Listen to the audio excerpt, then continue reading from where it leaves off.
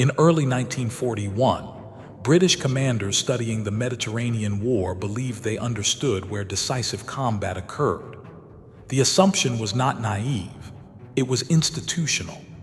Wars, as measured by staff colleges and general headquarters, were decided by fleets, armies, and air forces operating within declared campaigns, governed by formal orders, visible chains of command, and reportable outcomes. Engagements that did not appear on operational maps or generate casualty returns were, by definition, marginal. This belief made sense. Modern industrial war demanded scale. Resources flowed toward theaters where divisions maneuvered, where tonnage could be counted, and where progress could be briefed to political leadership. Intelligence, logistics, and doctrine were all optimized for conflicts that unfolded along recognizable fronts. What could not be plotted, logged, or officially acknowledged was assumed to be peripheral. Yet by 1941, this assumption was already eroding. Across occupied Europe, the North African desert, and the maritime periphery of the Atlantic, a series of engagements were unfolding that did not fit conventional categories. They were not battles in the classical sense. They involved small units, ambiguous legal status, deniable command relationships, and objectives that could not be disclosed without compromising their value. Their outcomes were rarely announced, sometimes deliberately concealed, and occasionally misunderstood even by the governments that authorized them. Nevertheless, these engagements exerted real strategic force. The foundational assumption was that covert action could influence morale, gather intelligence, or harass the enemy, but not materially alter operational outcomes. Covert warfare was treated as auxiliary, useful, but not decisive. Strategic weight, it was believed, remained the exclusive domain of overt force. This assumption shaped planning at the highest levels. Conventional commanders were trained to discount irregular or classified actions when assessing enemy strength or projecting future operations. Intelligence summaries privileged confirmed movements of divisions and fleets over disrupted rail lines, vanished couriers, or inexplicable delays. When unexplained friction appeared, it was often attributed to weather, incompetence, or chance. As a result, covert engagements operated in a conceptual blind spot. In the Western Desert, British doctrine assumed that the vastness of terrain limited the enemy's ability to exert control beyond main axes of advance. What planners did not yet fully integrate was how small, mobile units operating far behind the front could impose disproportionate logistical strain. Fuel dumps destroyed, aircraft sabotaged on remote airstrips, and reconnaissance routes compromised did not register as battles, yet they altered the operational environment in which battles were fought. In occupied Europe, German security doctrine assumed that resistance activity could be suppressed through police measures and reprisals, provided it remained fragmented and local. The assumption rested on the belief that clandestine networks lacked the coordination and external support necessary to influence major operations. As long as rail traffic continued and factories produced, resistance was classified as a political nuisance rather than a military factor. At sea, naval planners on both sides operated under the premise that the decisive struggle would be fought by surface fleets and submarines contesting shipping lanes. Intelligence coups, such as the quiet capture of code material, the manipulation of enemy perception, or the exploitation of deception operations, were treated as force multipliers, not as engagements in their own right. This conceptual hierarchy mattered because it determined where attention flowed. Resources followed assumptions. Units assigned to unconventional or deniable missions were kept small, lightly equipped, and often administratively marginalized. Their reporting chains were fragmented by design, intended to preserve secrecy but also limiting institutional learning. After-action analysis, when conducted at all, was frequently compartmentalized or classified beyond the reach of operational planners. Yet the war increasingly contradicted these beliefs. By mid-1942, Allied commanders were encountering enemy responses that did not align with observable force dispositions. Convoys altered routes for reasons not attributable to known threats. Axis forces diverted units to rear area security at moments that appeared operationally illogical. Entire formations arrived late to critical engagements, citing delays that could not be traced to weather or terrain alone. These anomalies were symptoms of a deeper reality. The war was being shaped by engagements that remained largely invisible. The systems governing modern warfare, logistics, intelligence, command, and control, were vulnerable not only to massed attack, but to precise disruption. A sabotaged rail junction could delay an armored division longer than an air raid. A compromised courier network could blind a headquarters more effectively than artillery. A manipulated intelligence assessment could redirect forces without a single shot being fired.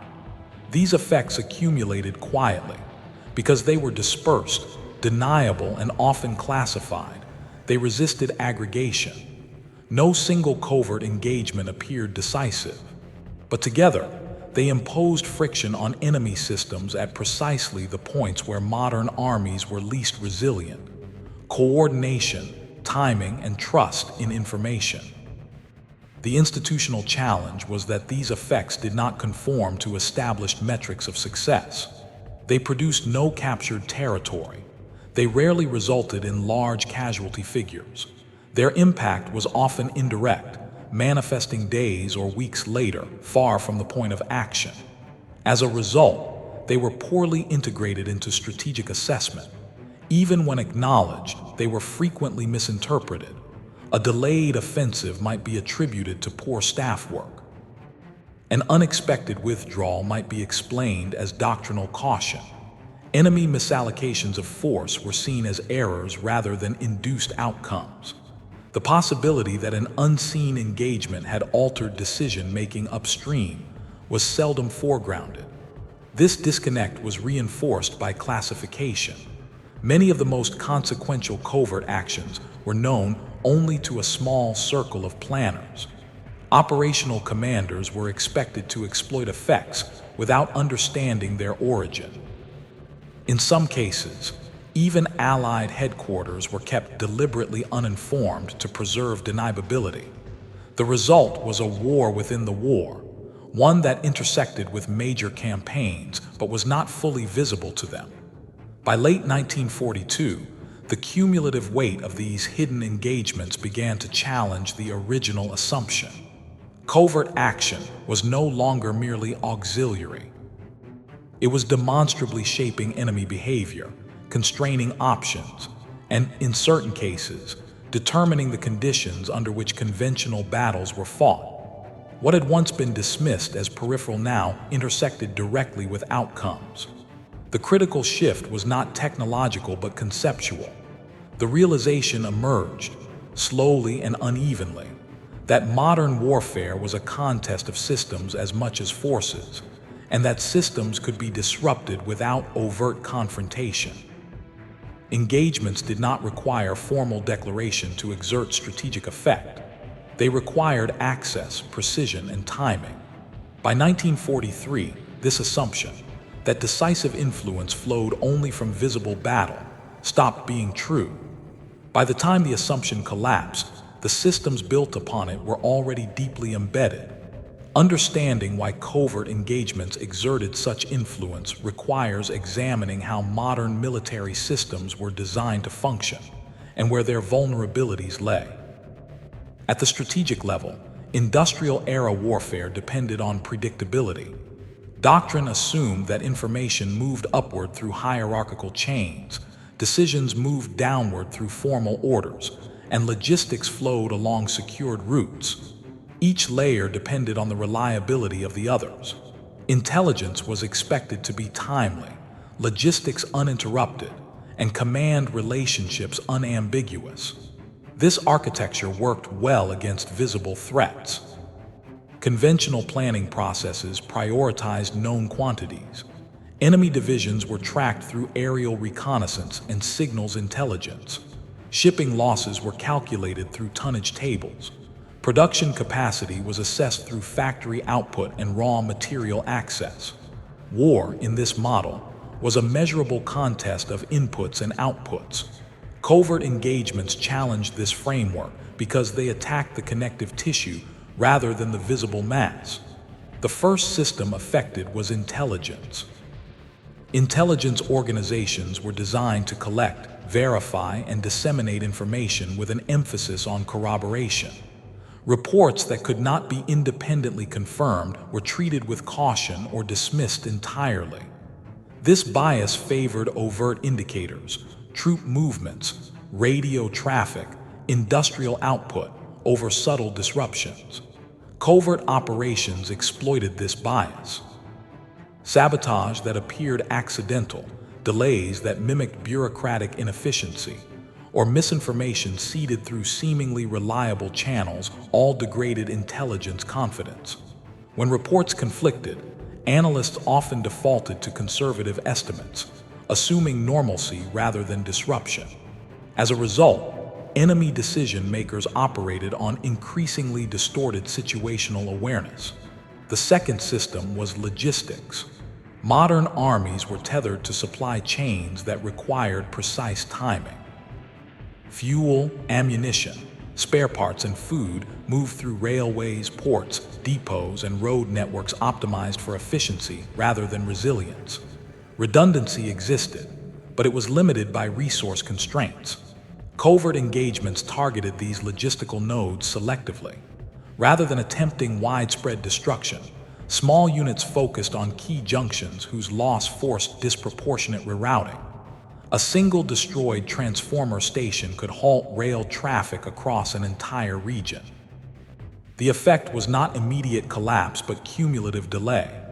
Because these disruptions were localized and intermittent, they rarely triggered emergency responses. Instead, they induced chronic friction, missed deadlines, shortages at critical moments, and forced improvisation by frontline units. The third system was command and control. Command structures assumed clarity of authority and reliable communication.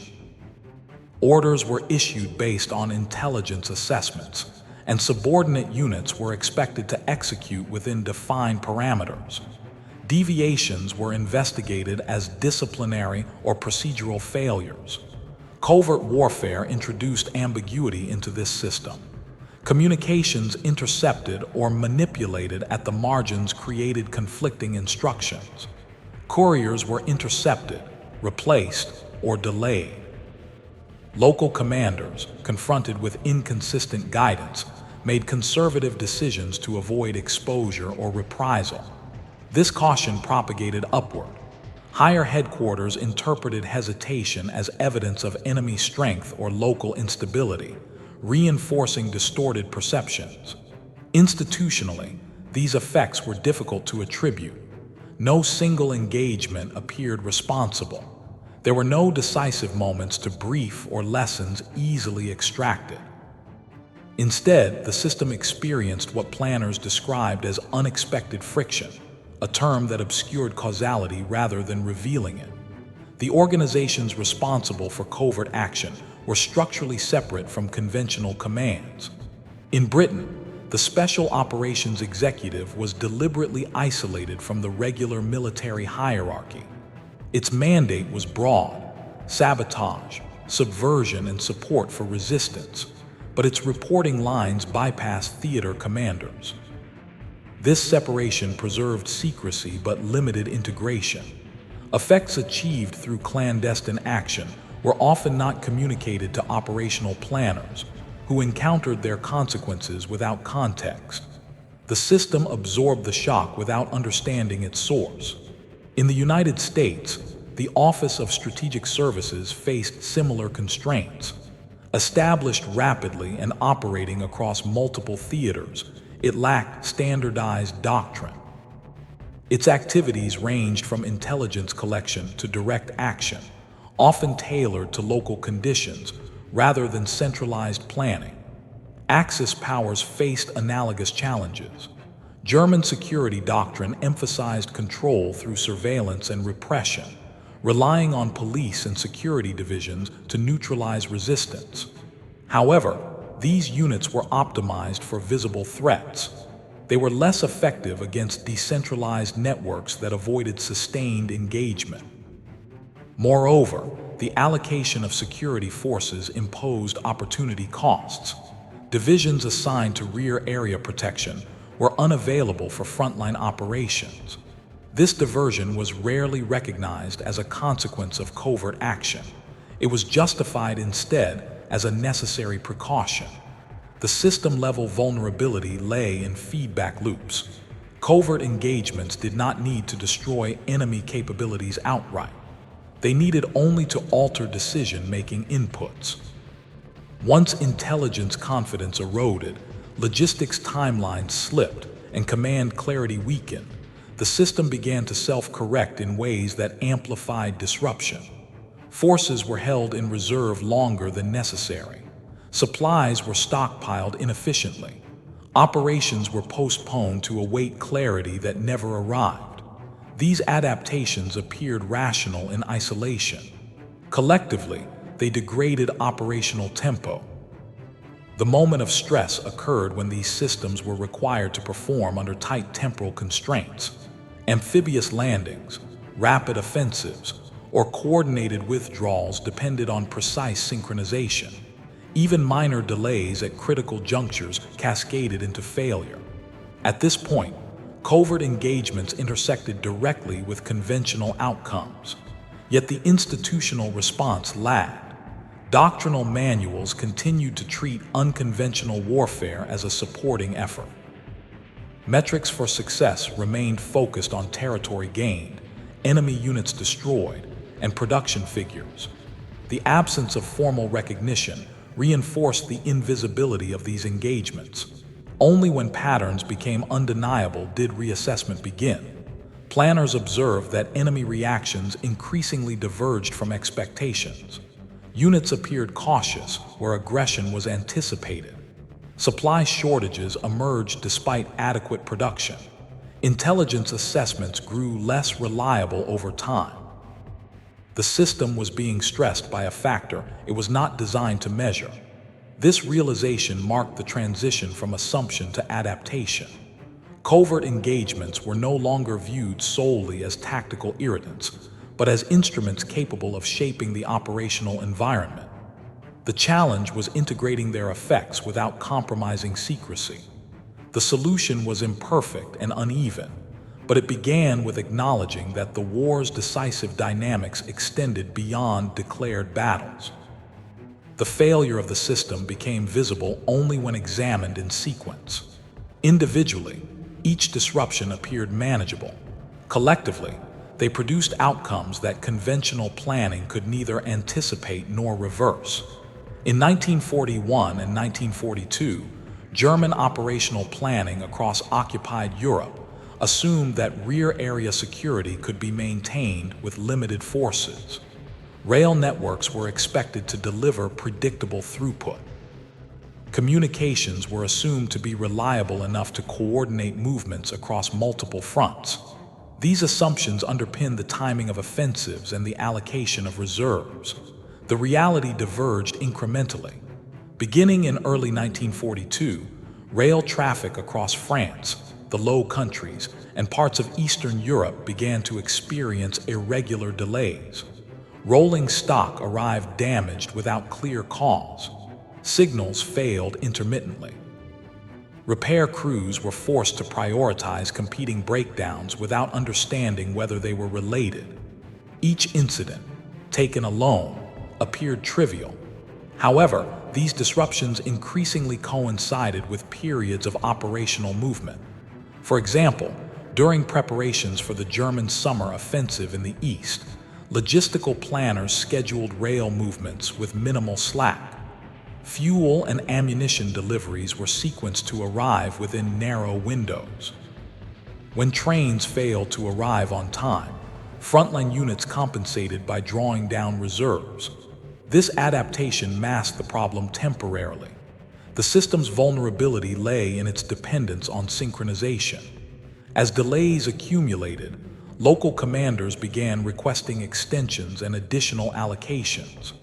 Higher headquarters, interpreting these requests as signs of inefficiency rather than systemic disruption, responded by tightening oversight. This increased reporting requirements, further burdening already strained communications. By mid-1942, intelligence assessments reflected growing uncertainty. Reports from occupied territories conflicted. Resistance activity was acknowledged but consistently underestimated in its operational impact. Analysts continued to prioritize observable enemy strength over unseen interference. The critical inflection point occurred when multiple systems failed simultaneously. During Allied preparations for major operations in North Africa and Western Europe, covert engagements intensified. Sabotage efforts targeted not only infrastructure but information flow. False indicators were introduced deliberately, suggesting threats where none existed and concealing preparations where they mattered most. Axis responses revealed the system's fragility. In several instances, German commanders redeployed mobile units in response to perceived threats that failed to materialize. These movements consumed fuel, fatigued troops, and disrupted training schedules. When genuine threats emerged, response times lengthened. The failure was not a single decision but a cascade. Because intelligence inputs were distorted, decisions were made conservatively. Because decisions were conservative, initiative was lost. Because initiative was lost, the enemy dictated tempo. This sequence repeated across theaters. One illustrative example occurred in the Mediterranean. German and Italian forces relied on coastal surveillance and air reconnaissance to detect Allied movements. Covert action degraded these systems through targeted sabotage and misinformation. As a result, reconnaissance coverage developed gaps that were misattributed to weather or equipment failure. When Allied convoys exploited these gaps, the response was delayed. By the time confirmation arrived, opportunities for interception had passed. The loss was recorded as a failure of detection rather than as the outcome of an unseen engagement. This misattribution mattered. Because causes were misunderstood, corrective action addressed symptoms rather than sources. Additional patrols were ordered. Commanders were reprimanded. Resources were shifted toward visible defenses. Meanwhile, the underlying disruption persisted. The point of irreversibility emerged when strategic timing slipped beyond recovery. Operations planned to occur within narrow windows were postponed repeatedly. Each postponement increased exposure to enemy preparation. Eventually, opportunities closed altogether. In some cases, entire operational concepts were abandoned not because they were flawed, but because the conditions that made them viable no longer existed. This was the decisive effect of covert engagement, not destruction, but denial. Denial of certainty, denial of tempo, denial of coordination. Once these were lost, the system could not self-correct quickly enough. By late 1943, Allied planners had learned to exploit this dynamic deliberately. Covert engagements were synchronized with conventional operations, not to replace them, but to shape the environment in which they occurred. Enemy systems were stressed in advance, reducing their capacity to respond effectively. Axis forces, constrained by institutional rigidity and ideological assumptions, struggled to adapt. Security measures intensified, but they remained reactive. Each response imposed further strain on manpower and logistics, accelerating decline. At this stage, the impact of covert engagements became strategically decisive. It is important to note that no single action determined the outcome of the war. The failure lay in the cumulative effect of many small actions interacting with a system optimized for predictability. The system's design amplified disruption precisely because it assumed stability. If you find this kind of forgotten military history as compelling as we do, we'd be honored if you'd consider subscribing. These stories matter because they explain not just what happened, but why. The analytical error persisted even as evidence mounted. Commanders continued to frame outcomes in terms of conventional metrics. Losses were calculated. Territory was measured. What remained largely unexamined was how unseen engagements altered the parameters within which those metrics were achieved. By the time institutional recognition emerged, adaptation was constrained. Reorganizing intelligence structures, reconfiguring logistics networks, and redefining command relationships required time and political capital that were no longer available. The system had failed not because it lacked strength, but because it lacked visibility into the forces acting upon it. This failure explains why so many of these engagements remained classified or forgotten. Their success depended on invisibility. Their consequences were real but indirect. When victory came, it was attributed to mass and momentum rather than to the quiet erosion of enemy systems. The analytical challenge is reconstructing causality after the fact. Doing so requires abandoning the assumption that only visible battles matter. The consequences of these failures extended beyond individual campaigns. They reshaped how victory itself was achieved and understood. What commanders did not yet fully understand was that the enemy's capacity to resist had been degraded before many decisive operations began. By the time Allied forces landed, advanced, or broke through, opposing systems were already compromised. Logistics were brittle. Intelligence confidence was low. Commanders were predisposed toward caution. These conditions were not accidental, they were induced. In Western Europe, the German response to persistent disruption was to increase internal security. Divisions that might otherwise have reinforced frontline formations were reassigned to guard rail lines, depots, and communication hubs. This redistribution reduced operational depth. When Allied offensives began, reserves were insufficiently concentrated to counter them effectively. In the Mediterranean, repeated uncertainty regarding Allied intentions forced Axis planners to defend multiple contingencies simultaneously. Scarce air and naval assets were dispersed. The result was not catastrophic defeat in isolation, but an erosion of efficiency that compounded existing disadvantages in production and fuel access. The full impact would only become clear later, when post-war analysis revealed how often enemy decisions were shaped by false indicators, missing information, or delayed responses. In many cases, commanders acted rationally based on the information available to them. The failure lay not in judgment, but in inputs. Institutionally, this posed a challenge for historical interpretation. Traditional narratives favored decisive battles, charismatic leaders, and clear turning points. Covert engagements resisted such framing. Their effects were distributed, their timelines opaque, and their attribution contested. As a result, they receded from mainstream accounts. Even after declassification, these engagements struggled for recognition. They did not fit comfortably within established categories of military history. They were neither purely intelligence operations nor conventional battles. They occupied a liminal space that demanded systems-level analysis rather than narrative dramatization. The lesson is not that covert action alone wins wars. It is that modern warfare is shaped by interactions between visible force and invisible influence. Systems designed for efficiency are vulnerable to disruption. Assumptions that privilege scale over precision invite exploitation. Correction, once these vulnerabilities are exposed, is difficult. Building resilience into intelligence, logistics, and command structures requires redundancy, adaptability, and transparency, qualities often constrained by bureaucracy and secrecy.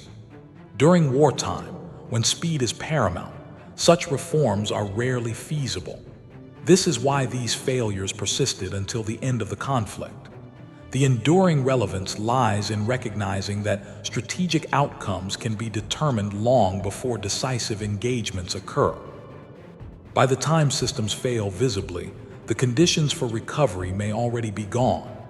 The secret battles were not fought for recognition. They were fought to alter behavior, delay decisions, and shape outcomes without confrontation. Their success depended on remaining unseen, not only by the enemy, but often by history itself. Understanding them requires shifting perspective from events to processes, from heroes to systems, and from what happened to why it happened.